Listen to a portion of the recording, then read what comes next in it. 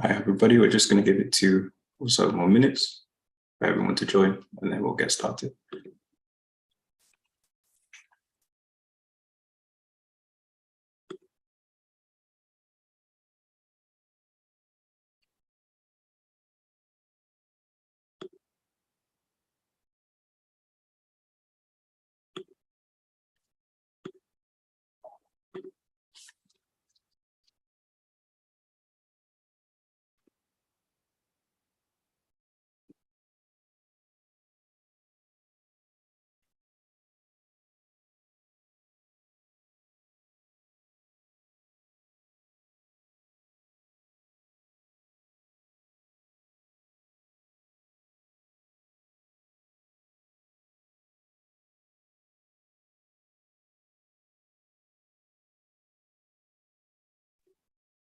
Okay.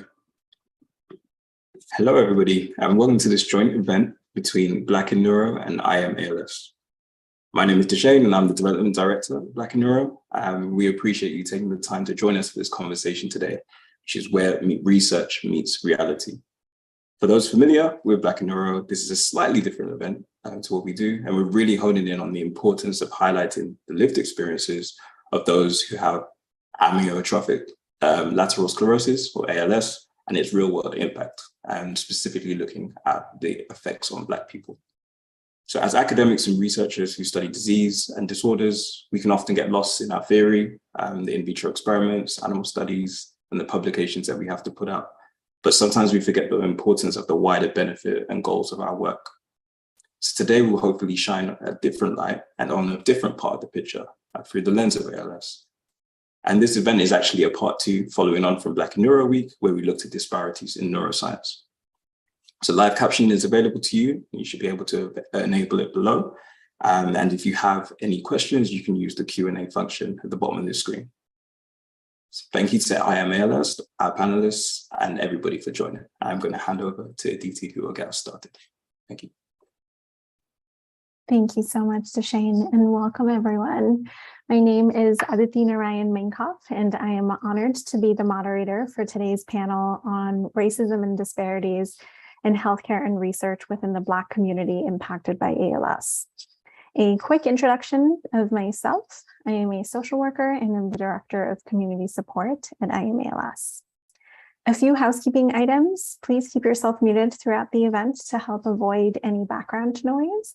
This will also help us and allow the discussion to flow without interruptions.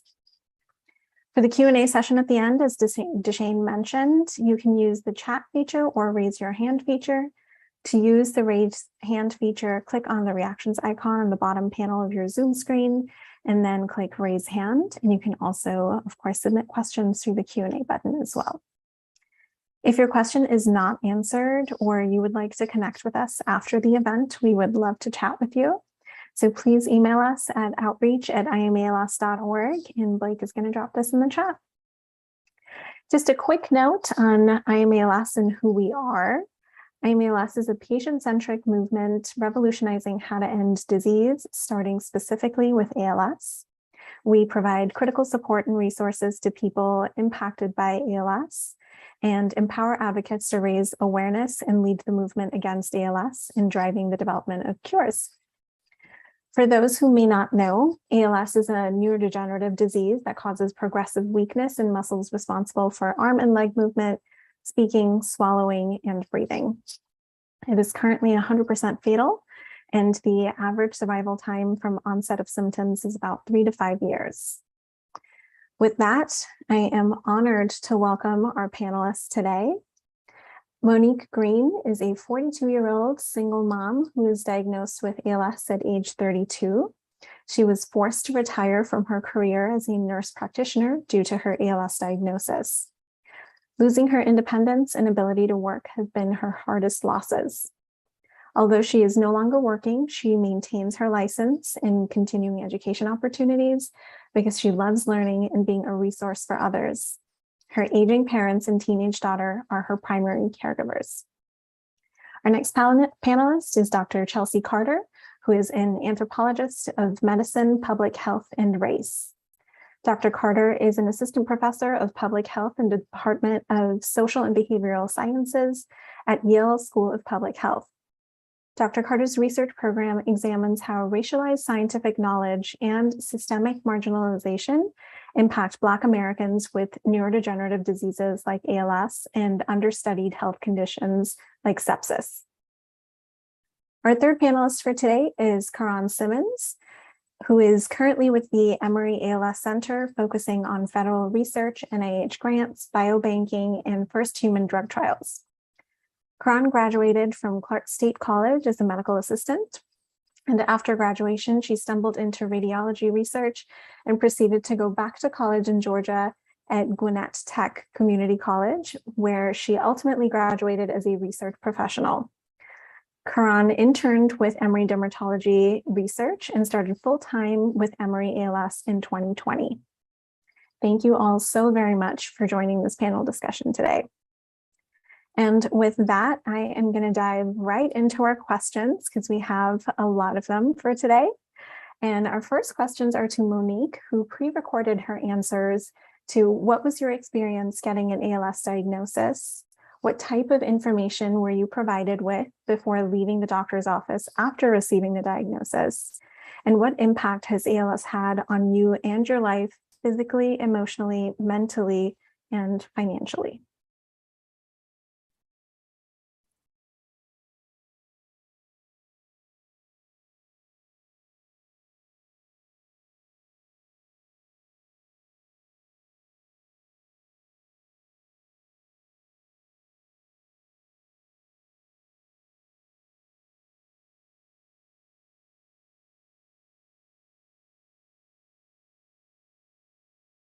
Interacted with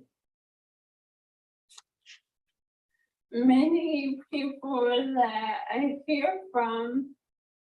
It took months or even the better part of a year to get diagnosed.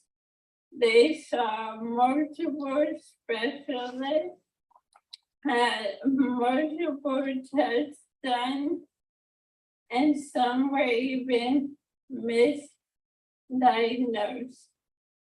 My diagnosis took about 3 to 4 weeks. I presented to my PCP after I had about 4 months where I noticed I was stumbling over some of my words.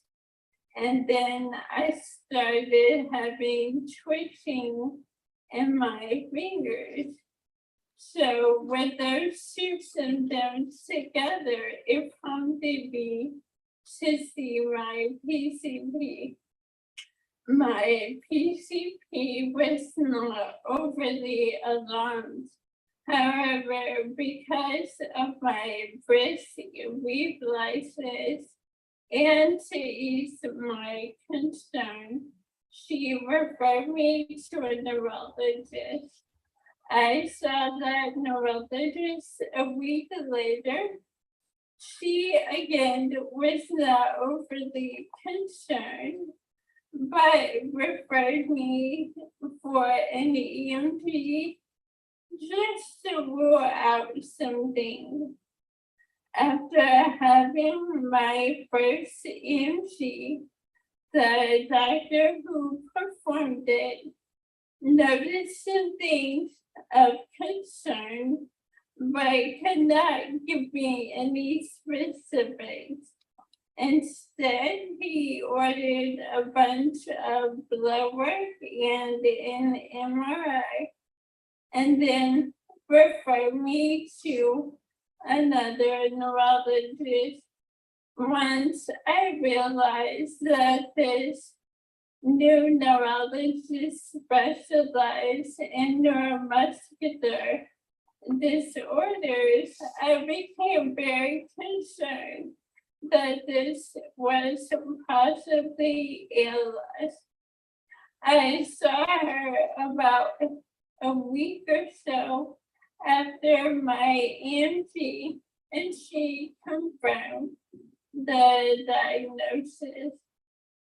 at the appointment where I received my formal diagnosis, I went alone because I didn't want to alarm any of my family members. But in hindsight, I probably should have brought someone with me because I had to call a friend to come over and console me in the doctor's office. I was given information about the institution's multidisciplinary clinic and the number for the ALS Association. After I left the appointment, I was convinced to seek a second opinion, so I sought out another ALS clinic and was given the same diagnosis a month later. During my visit for my second opinion, I felt like I was bombarded with information. I saw nutrition, OT, PT, pulmonology. The list goes on, and I wasn't ready to absorb the information, but they were very polite and gave me all of their contact info. At my first clinic visit, I was approached about possible clinical trials, and I started my first trial a month later. Over the first 2 years after diagnosis, I participated in 2 clinical trials. Since being diagnosed in 2013, my life looked very different. I was in school studying for my doctorate in nursing, but I stopped after diagnosis to optimize my time working as a nurse practitioner. I stopped working in 2017 and have been retired for 5 years. After retiring in 2017, my income took a big hit, and I ultimately ended up selling my home and moving back in with my parents with my teenage daughter. My aging parents, along with my daughter, are my caregivers. I am still able to talk and feed myself. I have some movement in my arms and can still walk assisted, but I mainly use a power chair when I'm outside of the home. Being a single mom and now living in a household with 3 generations has been quite an adjustment, but we are making it work.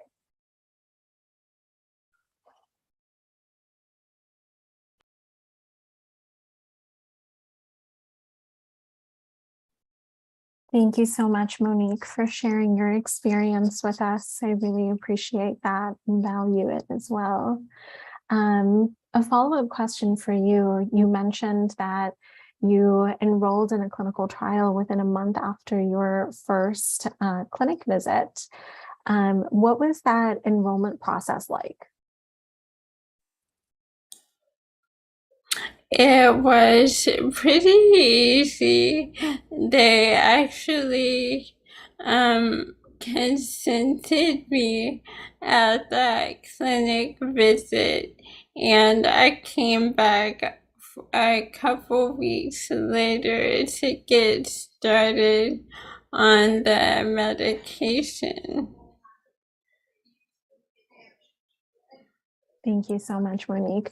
I do want to dive into your clinical trial experience a little bit more, but first want to check in with Chelsea and Karan as well on a question, well, actually for all of you. So I think it was in 2020, there was a study that came out that found that Black people experience an 8-month delay to receiving an ALS diagnosis compared to their white counterparts.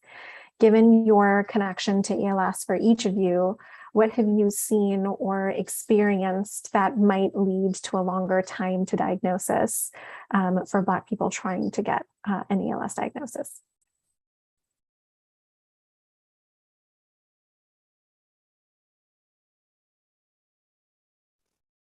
What I've experienced personally in the research side is a lot of, well, sometimes I shouldn't say a lot. Sometimes it's a lack of family support. It's mistrust in the healthcare community as a whole, lack of insurance.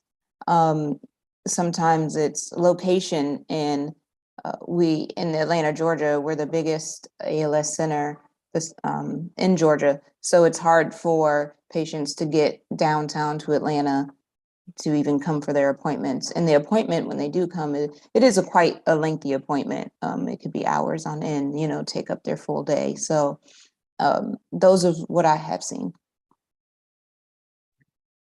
Thank you, Karan. I'll just echo a lot of what Karan said. I started off my experience actually in Atlanta at the Emory ALS Center for undergrad, and I think saw a lot of what Karan just mentioned. I think some of the other things that I've seen in my own research are also insurance issues. So if people are not able to get to that neurologist after they see a PCP or a community health partner of some sort, it takes a really long time sometimes to get the referral in place to be able to get to a tertiary clinic. And that's sometimes a function of HMOs and health care centers. Sometimes that's also a function of needing to use different forms of state and federal insurance, so Medicaid and Medicare. Can also make that challenging in some ways as well. I think other things that I've seen are individuals not knowing kind of where to start. So kind of a lack of medical knowledge, which I think a lot of us have a lack of medical knowledge. And ALS is such a particular niche disease that you don't always know if, the tingling or the fasciculations that you're experiencing or the foot drop is, did I stub my toe the other day? And so a lot of kind of self-questioning and I would say self-gaslighting also can happen for people that because of that mistrust in the medical system, they don't always know where to start. And then I think a third thing that I would say is that then for those that don't have a mistrust in the medical system and are going, there's a lot of kind of medical stonewalling that then happens. You're not able to get to the next place. And so for some people in my study, I recruited white and Black patients in my study, and I found that between just the small sample that I had, there was a 6.5-month difference in a delay of diagnosis, which is pretty comparable and significant to the 8 months that the Brand et al. 2021 study found. But a lot of that was because people would go to their PCP and then be misdiagnosed and told that they had some kind of, issue with their brain or a spinal issue or a lumbar something.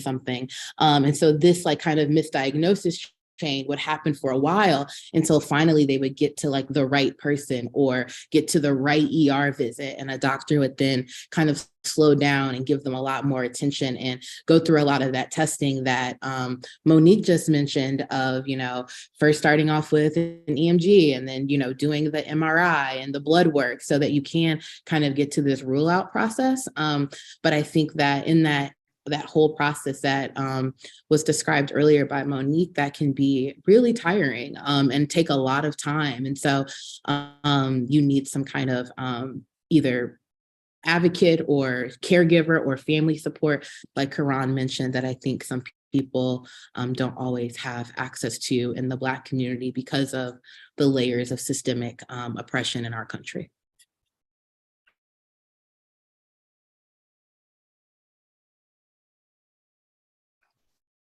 Thank you both.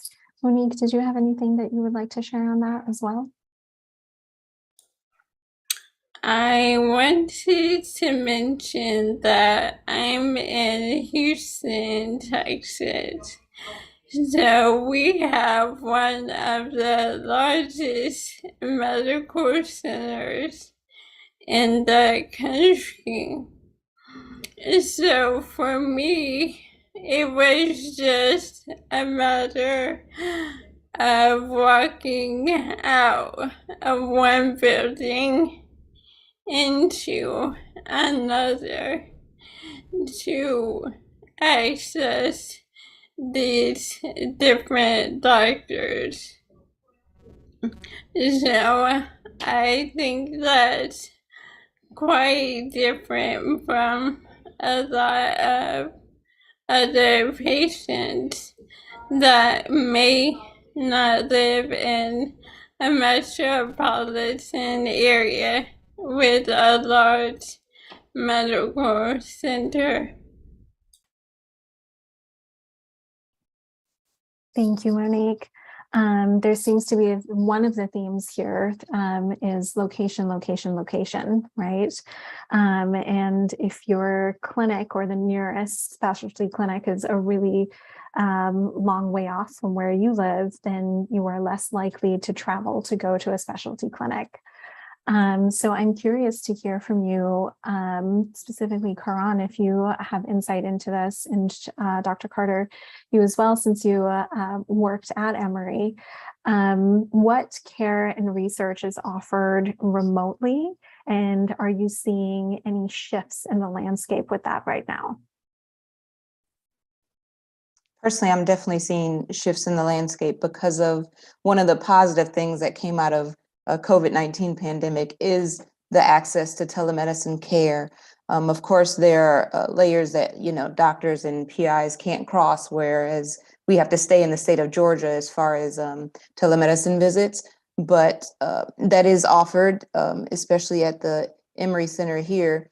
We kind of do in-person visit days and telemedicine days, and that's going to continue on even post-pandemic, because of the care that we were able to give to our patients that live far away. The ALS Association also has grant funding for ones where it's difficult for them to make it to clinic days. It is a little bit of a lengthy process. I personally haven't been through it yet myself to understand the complexities of it, of getting the grant to be able to go to the doctor's office for the visit, but it is available. Yeah, I'll just say my time at the Emory ALS Center was both as a student, and I worked for the Muscular Dystrophy Association as a healthcare service coordinator. So I was in the clinic trying to make sure people were at that time getting paid by the NDA grant for their services. And I think now, kind of fast forwarding, I have seen a lot of telemedicine happening, which I think has been hugely helpful for the ALS landscape. I think the only challenge that I foresee with telemedicine is that it still doesn't change the time, how often you're able to see your provider. I think that some clinics are doing a really great job of, responsiveness, but a lot of the neurologists are really, really busy. And so if they don't have like a nurse practitioner team that can help field some of the calls for kind of palliative care and medications and changes and respiratory equipment, things like that, I think that it can become really cumbersome for some of the leading neuromuscular physicians who also tend to wear these kind of double hats as physician scientists. That is, I think, particularly unique for the ALS space, but also can still make it challenging to get an appointment timely, because you might be waiting, a year or 6 months or whatever that is, and you might have a question that or care that needs to be addressed today. Yes, I echo what Dr. Carter said. We personally also have run into that issue where our turnaround time is usually 3 to 6 months. And because of the schedules of our doctors, it does tend to be a little bit lengthy. And so we try as best as we can to shorten that, but there's also, which I'm a big supporter of, is patient advocacy. Them reaching out themselves to tell us that they need help, because a lot of times we won't know on our clinic side what's going on with them in their homes. So reaching out through, my chart or things like that, calling, it's okay to pester us, really pester us to get us to respond is very helpful.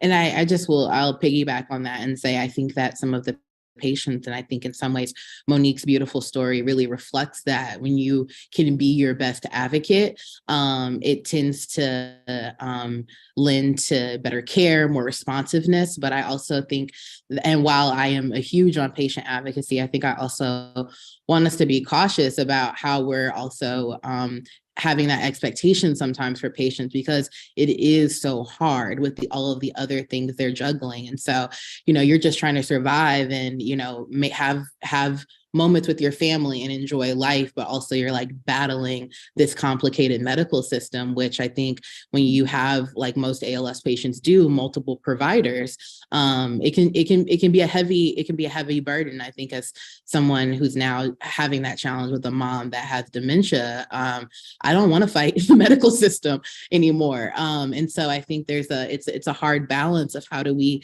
acknowledge these complicated systems that allow our physicians to not have as much time, but also make sure we are, emboldening people to speak up and to communicate their needs and their desires to their providers as well. I couldn't agree with that more. The importance of self-advocacy is incredibly important to receiving often a good level of care, the care that you deserve. So thank you for bringing that up, Dr. Carter.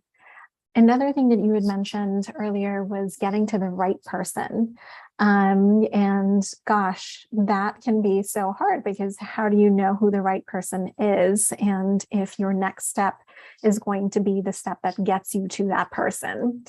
And it sort of sounds like a little bit of a vicious cycle based on what both you and Karan have shared of it can sometimes take 3 to 6 months to get in to see a specialist. So now you need to wait 3 to 6 months to get in to see a specialist. And during that time, depending on when your symptoms started, many people may be eliminated from the opportunity from participating in clinical research as well. So one of the questions that we have received from a participant here today is, what can we do to encourage researchers to place more clinical trials in communities of color?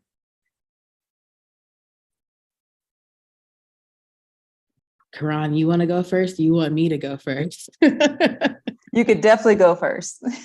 I think we might have similar, but also maybe some challenging perspectives with me as an anthropologist that tends to be, thinking through ways we can improve clinical trials access and advocacy, but also knowing that they are the answer for us to be able to understand more about this disease. I was sitting on a panel recently about a similar issue, and a neurologist, just kind of carte blanche was like, every single person that has ALS should be a part of a clinical trial.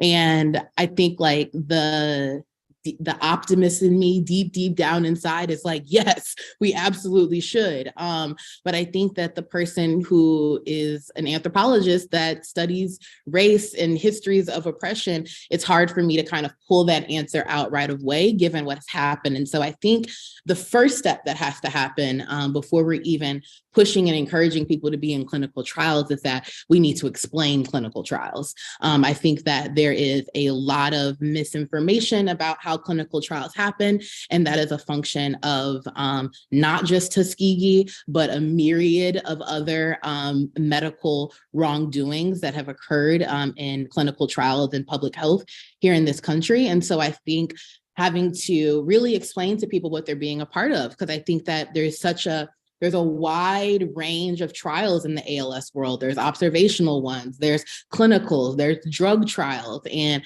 a lot of times we hear trial, and I think that us as people deeply in the ALS space, but also that are aware of research and medical knowledge, it's very easy for us to say, oh yeah, we know how these things work. But for the average person, not even the average Black person, the average human being, we don't actually understand how they work. And people don't understand that some trials are truly just, we're going to take a tube of your blood and, you'll never talk to us again. And that's it. And others might be, trial based, and you're coming in and your biological data is being taken and you're being measured and you're being evaluated at different benchmark time periods. Other times they're more invasive. And so I think I say all that to say is that clinical trials broadly are very complicated. And I think that we need to do a better job before thinking about, putting them in Black communities and communities of color. We need to be really thinking about how we're educating about them. And I think that goes into a lot of the great work that I Am ALS is doing, of like just educating people about the disease of ALS in the first place. But then I think also then educating people about how trials work. And I then think that then when we're thinking about clinical trials, we should really be thinking of ways that we can gather data where everyone can participate. So if a clinical trial is a drug trial and you can have only had ALS for 6 months before being able to enroll, great, I understand. We might need to have that benchmark for a real clinical reason. But at the same time, I think that there needs to be other things that are explained to patients like, hey, we have this genetic study and we're trying to find out more biomarkers and genetic causes, associations for this disease. If you're able to give us a vial of blood, we won't kind of, pester you, but it will help go into this data bank. Let me explain that data bank to you. We're not reusing your blood for anything else. It will be de-identified. We won't be selling it to anybody. I think really doing that extra labor of explaining what's happening, I think will help people that might be reticent to immediately participate in a larger clinical trial, or who might not have access because of how long it took them to be diagnosed, but it may open up a space where at least I know I was able to be a part of something.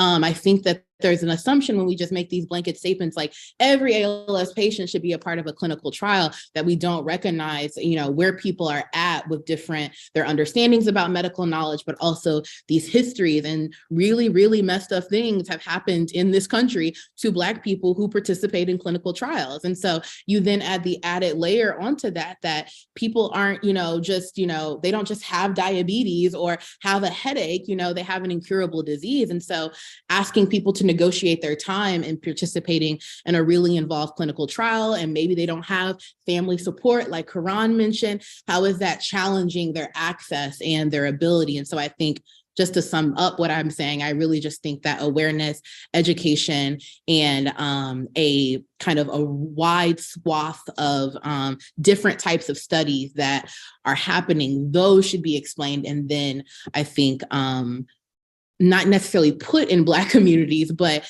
making sure that we're adding all representative voices to those spaces. No, I agree with that. And to add on to that, we have to also rethink how we're reaching out for clinical trials. So when I first started, a lot of times we just reached out into our ALS Atlanta community and the CDC listserv, for example. But you have to think about how many people are in your clinic, especially people of color, Black people. If you normally have 85 to 90% of your clinic population be white, well, that's the only people you're going to join or ask for in clinical trials, because that's the majority of the people that are in your clinic. So you have to do things that are not normal as far as reaching out for clinical trials. So maybe not do the listserv for the CDC, but going out to Black communities. You might have to, make a dinner or a barbecue or something like that out in Black communities and make it really popular and out there for them to see that. Because one of the big issues that I come in contact with trials is people having access to know that there is even a clinical trial out there. And like Dr. Carter said, there's a lot of things that are just observational. We're not asking for such invasive things, but they won't know that unless we tell them. And it's hard to tell them if they don't come to clinic that often, or they don't see it, driving down the road, or they don't see it in their own personal communities. So it really takes, especially those in the position that I'm in that are looking for clinical trials, we have to think outside the box. We have to just think of other ways to do it. And once you get that started is, I think, where we'll get a better outcome. Thank you, Dr. Carter and Karan. What I'm hearing you both say is, well, one, informed consent is not just a 25-page document that you sign your name on, but something that you actually spend time being walked through and not just reading it on your own, so that it truly is informed consent, and that you are actively participating in this research. So thank you for that. And Karan, I really appreciate you saying and really emphasizing the value of community organization and engagement here. This isn't just something, as Dr. Carter mentioned, that you can just put in the Black community. You really have to engage with the community, get to know them, and really learn about and educate as well. And spend time getting to know them if you're asking them for something as significant as participating in a trial of any kind. I recognize that we could spend an hour and a half talking about each of these questions, but to keep us moving along, Dr. Carter, you touched a little bit on genetic testing. And I am curious to hear from you, what role might encouraging patients to get genetic testing play in helping better understand the type of ALS and potential treatment options? I'm going to try to keep this really brief because I could talk about genetics ad nauseum for a really long time. And that's partly because a colleague of mine here at WashU School of Medicine just started a ethnographic research project that we're calling the Black Genome Project. And I'm going to briefly describe it, not because it matters, but because the context matters. We're not taking any biological data from anyone. We simply want to understand the value of genetics in the Black community, how people are understanding it as it relates to ancestry and connection, how it relates to health disparities, how it relates to how they think about data science and biobanking. We can't even find people sometimes that want to talk about genetics because they are so fearful of what is going to be done to it, let alone have people actually take genetic samples. And so I think for me, I wrote a short article about this one woman that I had interacted with at an ALS clinic, who literally said to me, and I quote, sorry, recording, "Is there a test for this shit?" And I think that, and there isn't just like an ALS test. And I think that's one of the challenges of the disease. And I think that what offering genetic testing is, I think that, again, similar to kind of my critique, but also desire for patient advocacy, I don't think that the patient necessarily should be the one advocating for genetic testing. I think that it should be the neurologist that's advocating for it, because of the clinical trials we know that will do it and may create a mechanism for that it could be paid for, because genetic testing still is so expensive. But two, because I think that it can offer this space of trust that we're talking about. It can offer a place of, you at least, like, you did did something. There's a tangible thing that I saw. We know that within the work on ALS that there is a familial, as it's being called right now, but a genetic component. And I even worry about how we're talking about familial because I think that it can leave people out and they can think, oh, well, if I didn't have somebody in my family, that means that I don't have it. And because I don't see anybody that maybe looks like me with this disease, there's no way it could be familial. But I think that we do know so many mutations that are happening, like, the biggest one, SOD1. I think that if patients were able to see and have genetic counseling to talk about what their whole genome sequence look like, I think that it could be powerful in rebuilding trust. I know, of course, it's not always going to be an answer to do you have ALS or not, because we know that if you don't have the genetic component of ALS, it's sporadic. But I do think that it can be a step forward in kind of repairing these relationships, but also in creating more education for patients to know, like, oh, also there is this, sporadic component. This genetic component of ALS, in addition to the sporadic. And I think when we lump and assume everybody is sporadic without having those deep conversations about patient history, what if a patient doesn't know their history? I know that some of the work that I do in the Black community is that there's a lot of families that are really secretive. Diseases cause shame and stigma.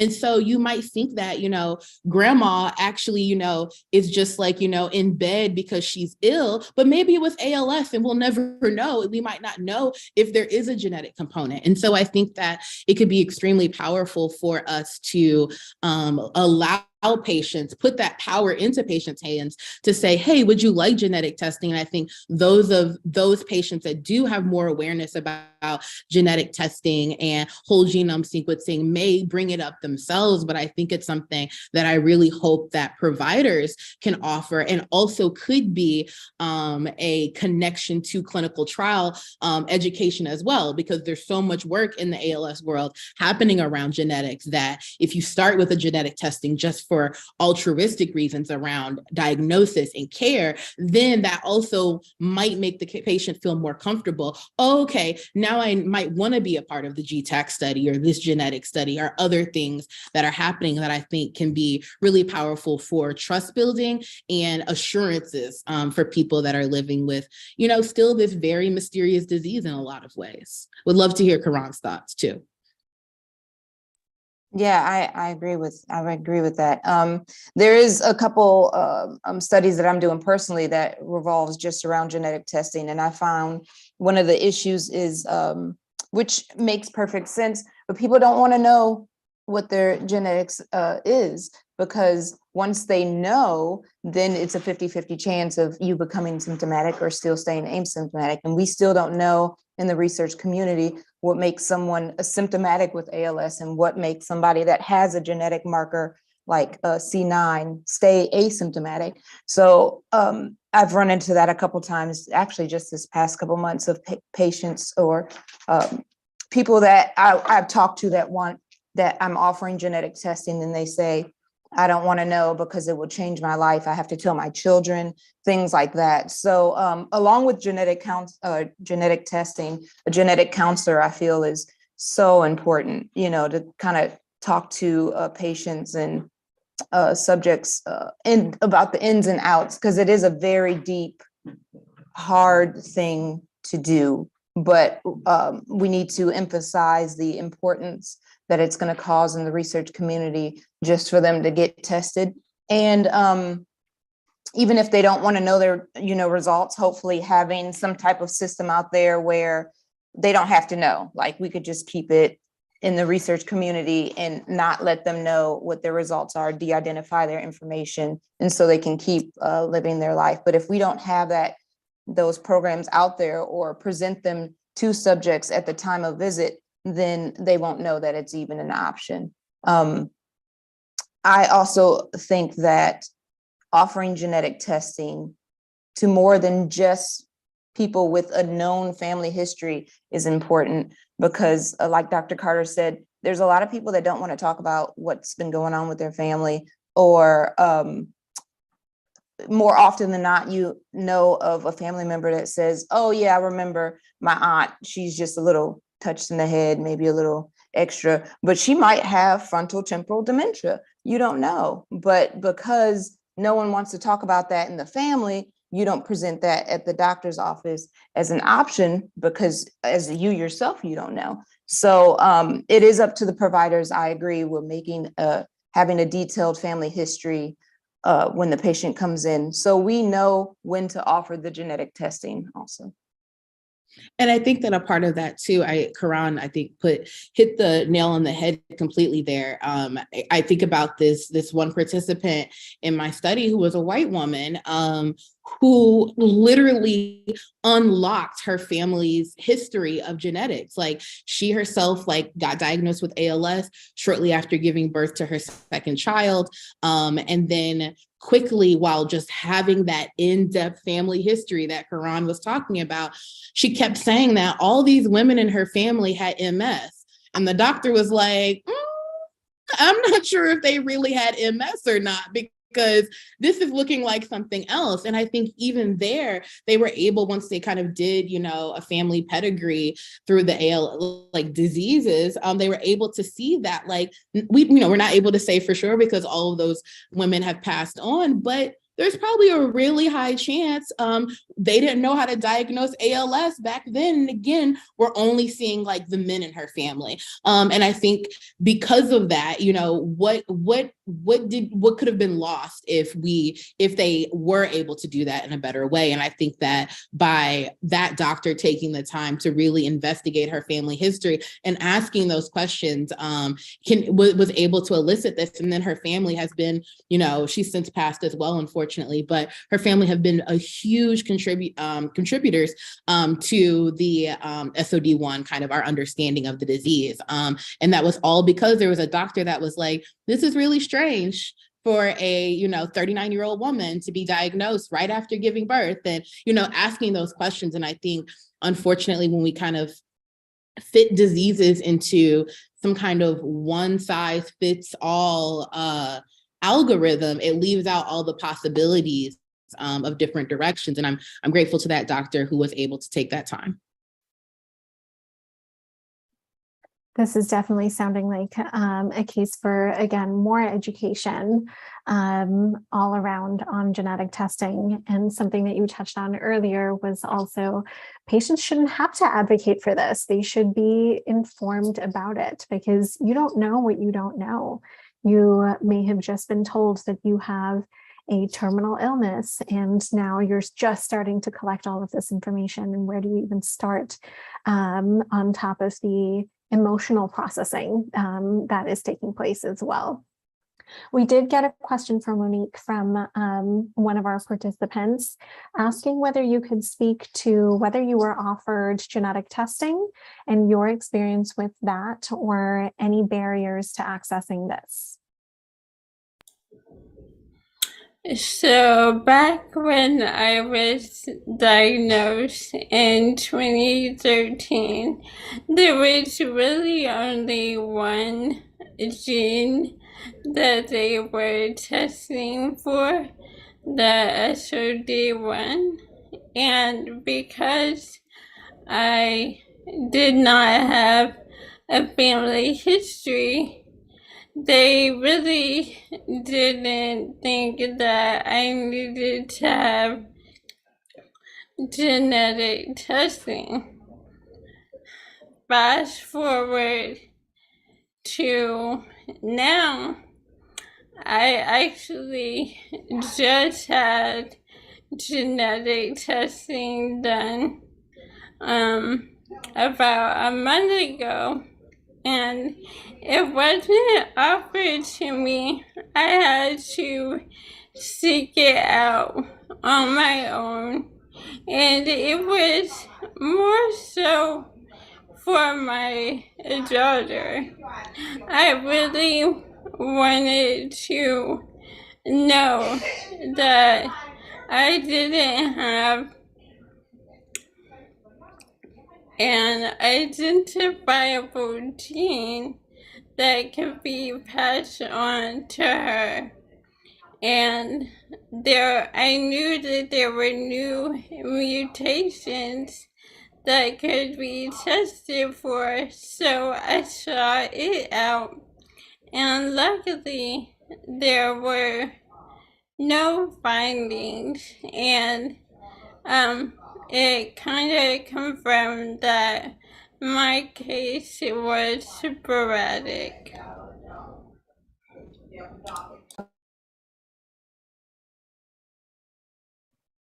Thank you so much, Monique, for sharing your personal experience with genetic testing and how even after so many years after diagnosis, you sought it out on your own, again, for that sense of personal clarity. That was really helpful.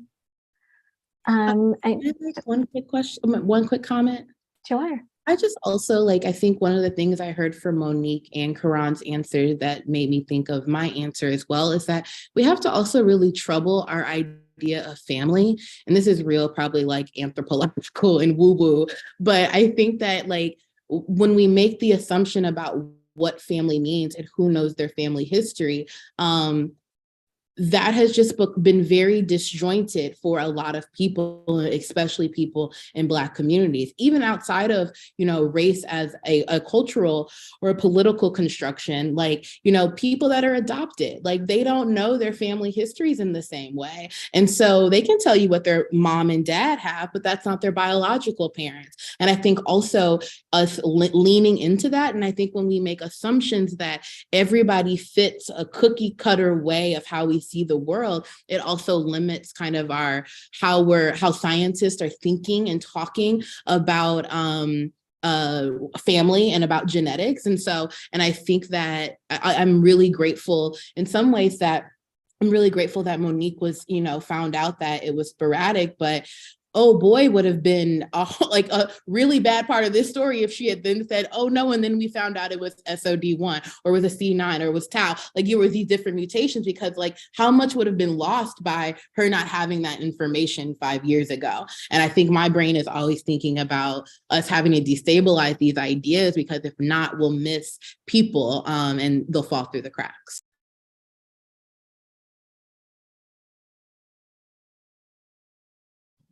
Thank you for that comment, Dr. Carter. I have another question for both Dr. Carter as well as Karan.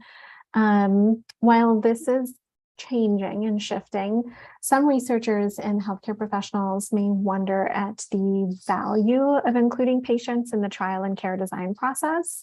Why is it more important, or why is it important that research includes people of color and specifically Black people? And as a second part of that question, what are some strategies you have employed to make your research more inclusive and equitable that some of our research participants or researchers who are participating in today's discussion can take away?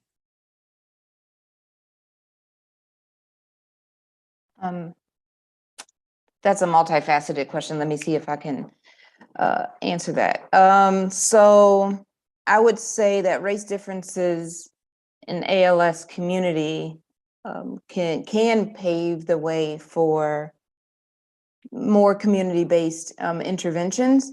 I hear a lot that, the drugs that are out on the market that are FDA approved right now are, kind of race-based, because the majority of the people that are joining clinical trials are white. So if you want a drug intervention that is, kind of tailored more towards you, then the patients have to be the ones that are willing to join drug trials, because that's how that's going to get done.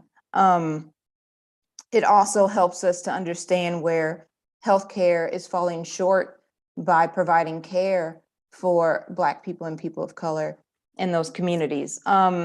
It will greatly benefit research as a whole for us to figure out, by having bigger biobanks with more different races in them, it would help the research out so much. Maybe we can find the cure for ALS sooner. Maybe we can find a drug that will help slow the progression sooner. It's just having more people willing to join clinical trials, especially Black people. And it's understandable why, we don't join it. The big thing, I think, is the mistrust in the healthcare community. But we have to get over that hump and that bridge, because you have to think bigger than yourself. It's more than just you yourself. This is a disease that affects everyone. So we want to try to help as many people as possible. So, I mean, it's just very important. What I have been doing, I would say personally, to help with inclusion in the Black community is I send out letters. I join forums like this. I have met with the Emory Diversity Inclusion Committee to make a DE&I plan so we can have it in our particular department. And I talk about it weekly. How many Black people did we include into this trial? Weekly, every time we join different clinical trials that are upcoming, I'll ask, how many Black people are we going to look for this trial? It's not at all in part of the inclusion process, but I make it so in my brain, okay, as I'm reading a patient's chart to make sure that they can join the trial, then I look at race. How many people of other colors that I already reach out to? Now I need to stop and specifically reach out to Black people to make sure that they can have the same opportunities.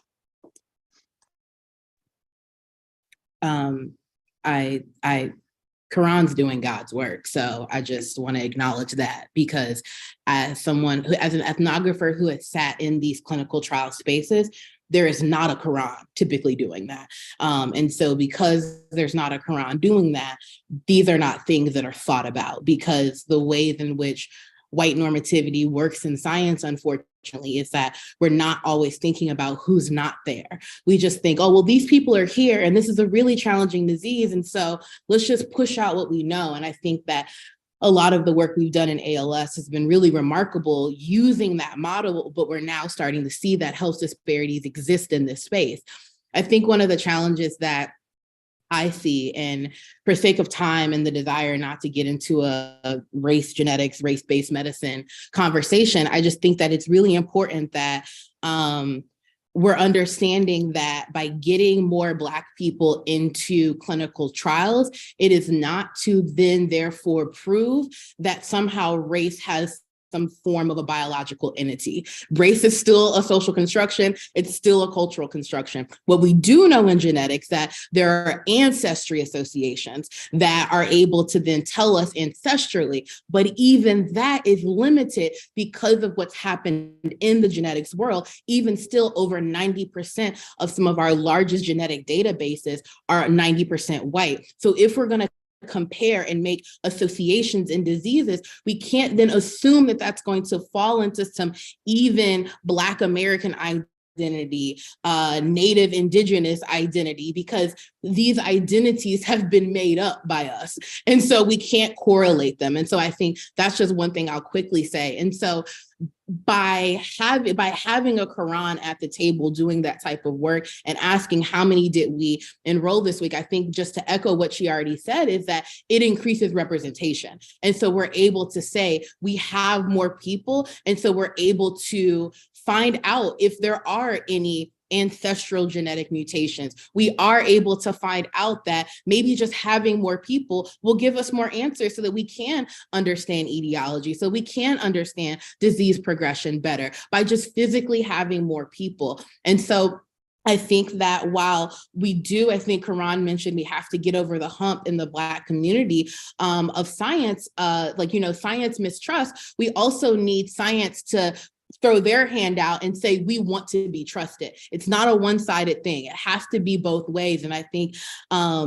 think that one idea is definitely articulating a very clear DEI plan into how we think about clinical research, and realize that that is something, if you are a scientist that has been doing ALS research forever, that does not mean that you are automatically a DEI expert. That means finding the Karans of the world and making sure that you're embedding them into your clinical trials and studies so that they can do more work about access, engagement, education, things of that sort. That's critical. I also think that being really mindful, excuse me, being really mindful about representation simply in your clinics. And so I think that that means that, unfortunately, it might be more work. It might mean that we have to acknowledge that, some of the disparities that we're seeing are not because of biology. I saw a question in the questions about, do we have a percentage of how many Black people are actually getting ALS? We do not know, because some of the studies that have been done have been so terrible, and they have not done the work to really make sure that we're accessing patients. I think one of the things I feel most confident about as a researcher who is researching ALS, but has been involved in the ALS community since I was 15, is that people that are not being diagnosed with ALS, it is not a function of Black people don't get ALS. Monique sitting in this room is an example of that. So many other patients that are deserving better care are examples of the fact that this disease actually does impact communities. And now I think we also have to understand, how is it impacting communities differently? And I think getting to that difference and understanding, is it because of mistrust? Is it because people are experiencing lack of access because of insurance, lack of access because of acts of racism, lack of access because a doctor literally says, oh, you can't possibly have ALS because you're Black, which in my ethnographic study here in the Midwest, I absolutely heard people say that their doctor said to them.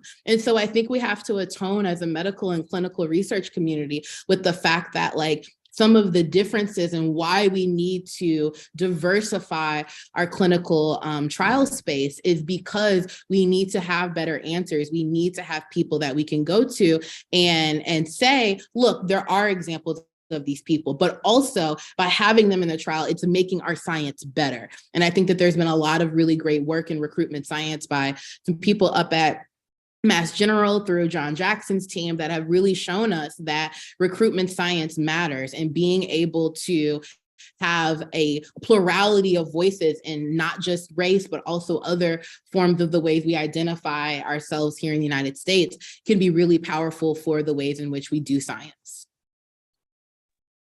And I just wanted to add off that Big Pharma is aware that they need to diversify their clinical trials. So getting a DE&I plan, if there's anybody on here that is part of the clinical trials team, you can then give that plan to Big Pharma. We all know that we sometimes pin them as the bad guys, but they definitely will pay for it. They've been asking sites to do this anyway. So it's not like your work is going in vain, or you're not going to get paid for it. I don't want to make this about money, but a lot of this is how the world works. Money is how the world spins. So if you want to do this for your clinical trials, make that DE&I plan, send it to the Big Pharma. They will pay you extra money for it. They will sponsor, your drives. They will sponsor your barbecues that you're going to do for the community, or whatever you have in mind. They are willing to do it.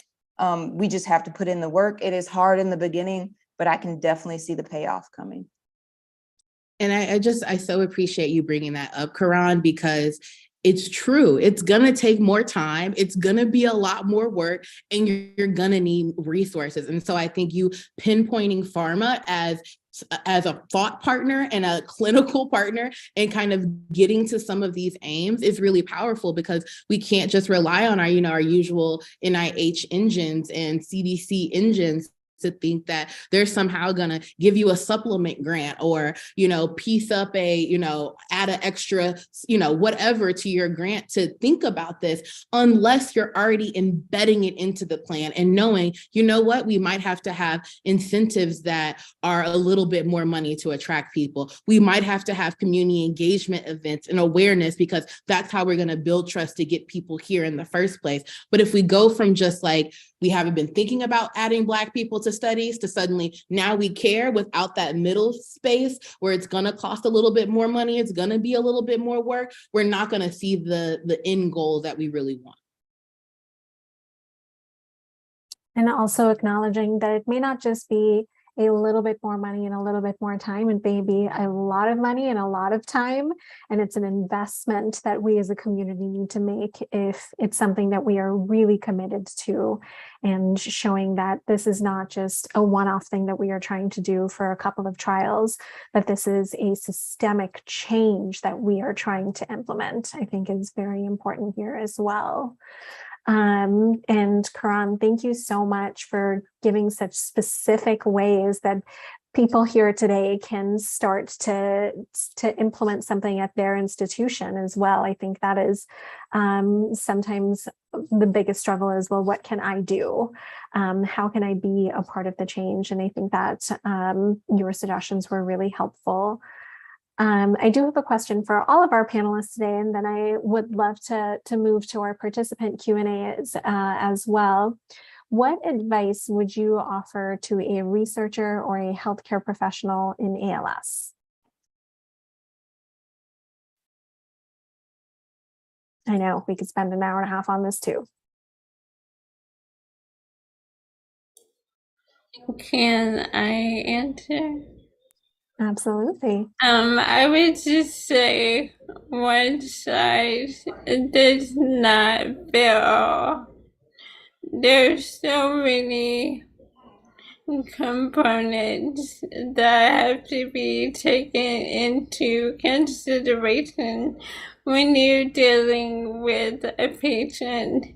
Their cultural background, their financial status,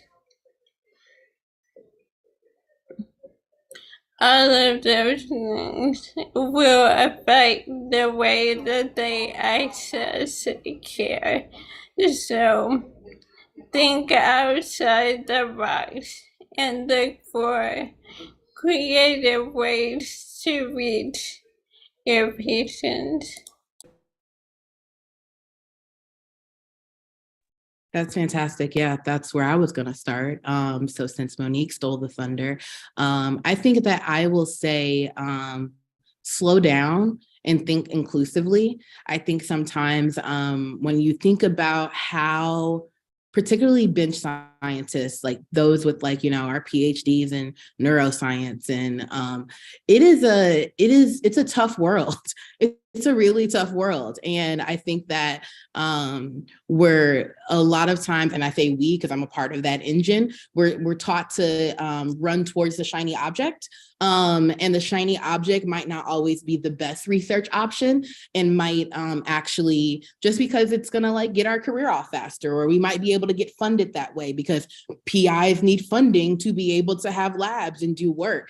And so I think that one of my offerings would be to slow down and really think about, I think to Karan's great example earlier, is how can you, if you're not able to do a full DEI plan, how can you infuse components of DEI aspects and theories into your work that can help embolden it? How can you slow down as a physician scientist and say, you know, actually, I'm going to take more patients this particular Friday, if Emory's still doing clinics on Fridays, and I'm going to meet with patients for 30 minutes instead of 15 minutes. And in that first 15 minutes, I'm going to get through all their questions, and then I'm going to spend some time talking about clinical trials. And so I think we need to see that slowdown happen on the patient side as it relates to care and possible clinical research, but also on the research side that the patients never see when we're writing the grants and we're thinking about who to engage and we're thinking about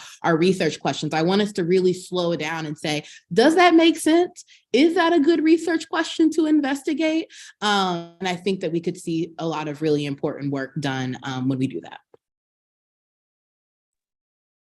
Yeah, I agree. And to piggyback off those two comments, when you're thinking about research questions in general, and you're starting to make your research plan, this is something that I had to do recently when I was doing another project.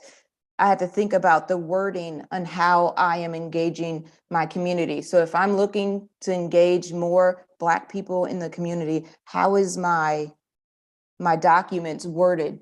Is it worded where they'll be more interested in it? Or do I need to like think about it and, like Dr. Carter said, just take my time to realize is the wording off-putting? And that takes time. It really, really does. I was reading one clinical study. It was on breast cancer, and it took this PI 2 years to boost about 10% of inclusivity into her research study. 2 years for 10% of the people. So it might not look like a big payoff in the beginning, but taking that time and really digging deep into those research questions and restructuring how you're thinking about it. And sometimes you have to ask outside the box too. It might not just be you. You have to ask your peers and other people that you work with, how does this question sound? If I was reaching out to a certain demographic that I'm looking for, how would they respond to it? It takes all of that. It takes all of us, thinking about how a different way of looking at research in order to get the results that we want. Thank you all so much. I think these were such truly valuable gems that you have dropped and shared with us today. So I really cannot thank you enough for that, and really appreciate also just each of you. Dr. Carter just saying, slow down. It always feels like once you're on the escalator, like you can't get off of it. And sometimes you really just need to find a way to step off, take a break, re-examine what it is that you're trying to do and whether the path that you are on is the best way to achieve that. I really appreciated you saying that. Monique, hearing from you that one size does not fit all. Don't try to fit me in a box if I don't belong in that box. I may want what's in the next box or the box after that. So I really appreciate hearing from you directly on how valuable, from your perspective as a person living with ALS, it is to be heard for who you are and not just the list of what a person living with ALS may typically look like, which, as we've touched on already, that typical person is based on white normativity that Dr. Carter mentioned, and also not so great data collection. So that is also something to keep in mind. And Karan, just you sharing more about the way that you communicate is a big deal, right? If you are putting the wrong language on a brochure or a flyer, if your body language is closed off when you go to a community event, there's just so many things. If you're not appreciative or respectful of someone else's culture, there are just so many things that could lead to this not going the way that you wanted it to go. And I can't remember who said this to me a long time ago, but intention is only worth so much. It is execution that actually matters. And so we might have good intentions, but we really need to listen to the people that we are wanting to serve in order to actually be actively or effectively achieve what it is that we want to. And with that, I would love to move to some of the questions that we've been getting in chat. And our first question is for Monique. And the question is asking, from your diagnosis experience, is there anything you thought that was particularly helpful or anything you would like to see improved in the future?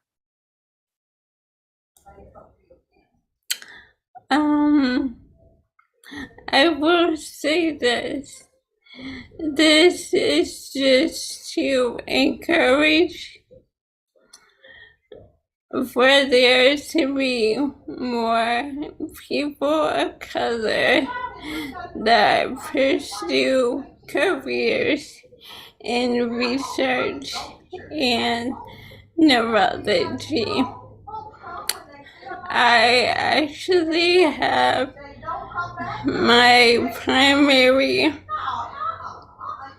neurologist is a Black woman, and it really does go a long way when you can have a provider who knows where you're coming from.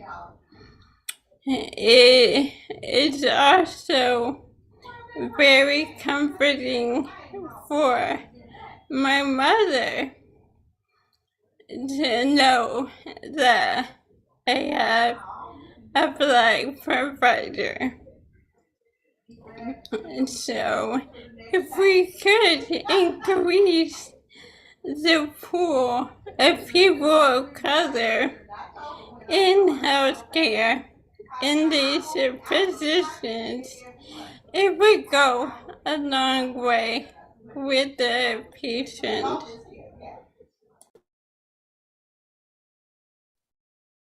Thank you for that, Monique. And just to, if we have any medical students who are here today or listening to this later, please consider becoming an ALS specialist as well, or an ALS researcher.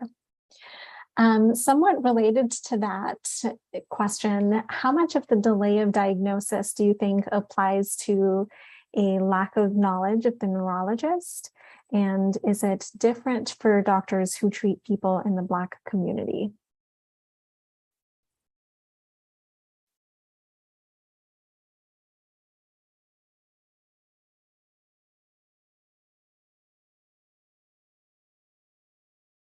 You know, I would say that, so one, I would say that I was able to recruit several people for my study, and none of them had Black neurologists, just to start, the way that Monique just shared. And so I think that race matching and provider patient can be very powerful and can be a powerful tool. I think that the lack of knowledge can go both ways. I can think the lack of knowledge can be the primary care physician, and it can also be the neurologist. I've had several patients that were seeing a neurologist, and the neurologist, because of how medical training can occur, feel as though they needed to be the person to figure it out. And so unfortunately, them trying to figure it out, unfortunately delayed the diagnosis longer, because there was an unwillingness to just say, uncle, I don't know. I need to refer you to a neuromuscular neurologist or a different neuromuscular neurologist. I think that there's definitely a lack of knowledge about ALS in medical education. I was actually talking to a friend who's here at WashU School of Medicine and is in his second year now of med school. And he said that when they got to the neurology unit, they spent 30 minutes on ALS. And he was like, and for most people, that might be the most ALS knowledge they ever get, unless they specifically specialize in neuromuscular disease and then go even further and specialize in motor neuron diseases like ALS. And so I think that there definitely is a lot of work we could do in medical education to support patients.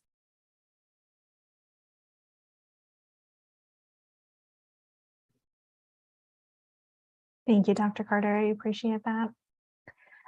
We also have a question specifically around two rare genes, SPTLC1 and SPTLC2, that predominantly impact children and juveniles of African descent. NIH has identified it, but no one is trying to develop ESOs. How can we get researchers to focus drug development on these children?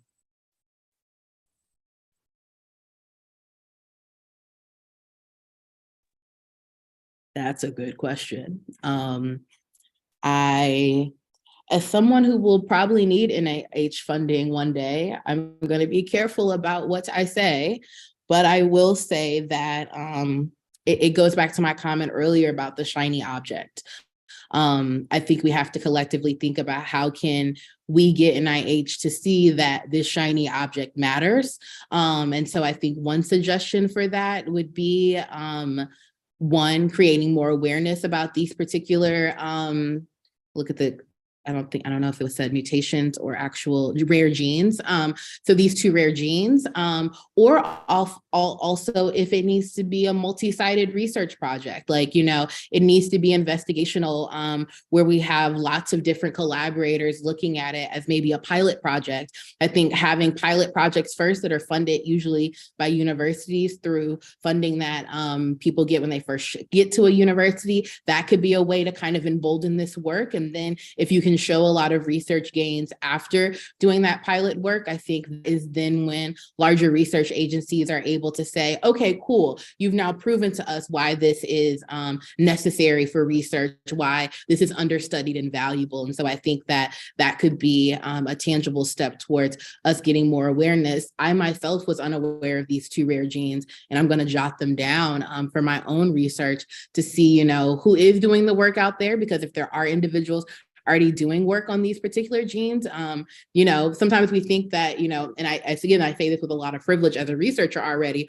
but we think researchers are these like people, these bots up in, the medical ivory tower, and they're really just people that have emails that need to check them, that we can access. And so, it could be, that the person who asked this question, researches them and reaches out to that particular provider or, clinician that wrote the paper around these two particular genes. What's being done? How can we get the word out? How can I support that work?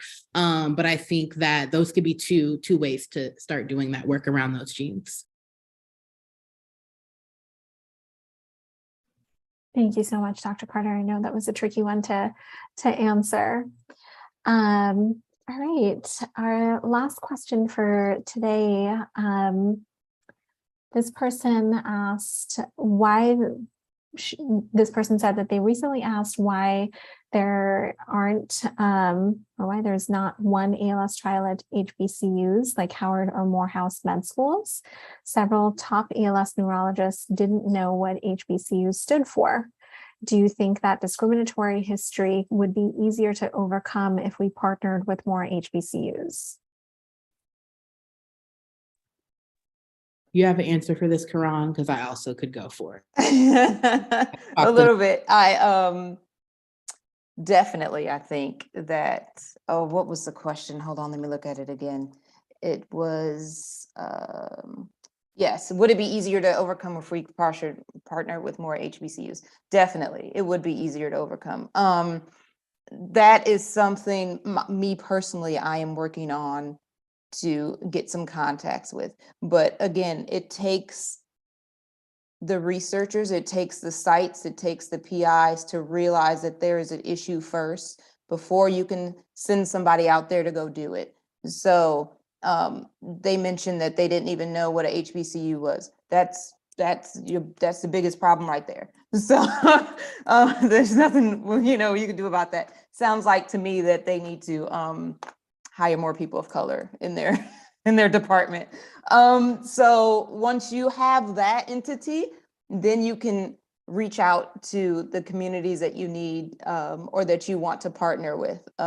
Again, it takes work, but like Dr. Carter said, it's emails, but it's trying to figure out what the right emails were. For example, like I said, I've been with Emory ALS for 2 years, and in the beginning, I already knew that I wanted to reach out to more people of color, Black people, for clinical trials, no matter where I landed as far as what research I was doing. It took about a good year for me to figure out who the right people to reach out to within Emory to even start this. So once you realize that the work needs to be done, you're going to have to be patient enough to do it. It's not going to be an overnight thing. It's not going to be a 6-month thing. It's going to take a long, long time. I don't know how long, but also if you have PIs that are willing to back you, I will say that my PIs here at Emory, they are all for the work that I'm doing and backing me 100% for it. Even if I do forums, they do forums. It's their grant money I'm spending to reach out to these people. And it's perfectly okay that I'm doing that because they know how passionate I am about it. So you have to just have the right people behind you. You have to be willing to do the work on your end and reach the correct contacts to do it. And I would say starting off with a maybe not a drug trial, but an observational trial to kind of get a feeler out to if you're doing the right thing or how much more effort you need to put into it is a good way to start too. Absolutely. I don't want to take up too much time, so I'll just quickly say that co-sign that providers and scientists not knowing what HBCUs are is an issue, but also speaks to my earlier point about white normativity, is that when you're not a person of color, you don't have to think about these ancillary things and the histories of HBCUs and why they still exist and why they were created in the first place, because we weren't able to go to predominantly white institutions because it was unallowable by law. The second thing I also would like to add is that I think everything Karan says, I co-sign. I'll just add the fact that I think those relationships and those finding those exact people is the most critical aspect of it, because HBCUs, even the ones with the big names, do not serve as just kind of cloaks for no harm. And also HBCUs don't just employ Black professors. And so you also have to work with, the specific people. Like if you're using the HBCU, like also think strategically about why an HBCU. Is it because you want the kind of community stamp of approval of their name? Is it because there's a particular Black or brown researcher there that is doing work in this area that could be really beneficial for your study? I just think kind of asking those whys of what you want to gain is really important, because I think that when you're also in this research space, and as Monique mentioned, there aren't a lot of clinicians and scientists of color in this ALS space, people are getting poached a lot and picked apart for all of their knowledge and not necessarily being brought on fully as co-PIs and thought partners in this work. And so you just want to investigate and make sure that the individuals at those HBCUs have that expertise and that you're not just kind of using the name or the likeness because it's associated to Black people.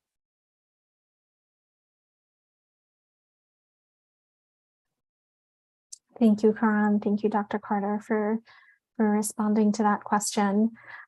We are almost out of time today, and I just really wanted to thank you all so very much for being here and for sharing your experiences with us, your insight, and your incredible work. This was truly an informative and incredible panel that we hope we'll see more of in terms of these conversations. And to all of our participants, thank you for being here. Thank you for your thoughtful questions and for engaging with us today. A couple of things to note as we wrap up. We would love for you to consider joining or working with our clinical trials community team, which works directly with researchers, government agencies, and drug sponsors to ensure access, efficiency, and humaneness of ALS therapy development and approval. And we would also love for you to consider joining or working with our Many Shades of ALS community team, which brings attention to and provides resources for the mental, physical, and social health of people of color living with and impacted by ALS. And Blake is going to drop the links to both of these community teams in our chat. And as a follow-up, just as a reminder, reach out to us. We want to continue this conversation so that we really can be collectively moving towards that systemic change that we've talked about throughout this conversation. And lastly, we will follow up with the links that we shared during chat and some other post-event information as well, including the recording. Thank you so much to Black and Neuro, and to all of our panelists for putting this on as well. Thank you all, and have a wonderful rest of your evening. Thanks, Aditi. You did great. You're such a good moderator. Thanks, Chelsea. I agree with that. You are. You did great. You are. You're really good. Thank you.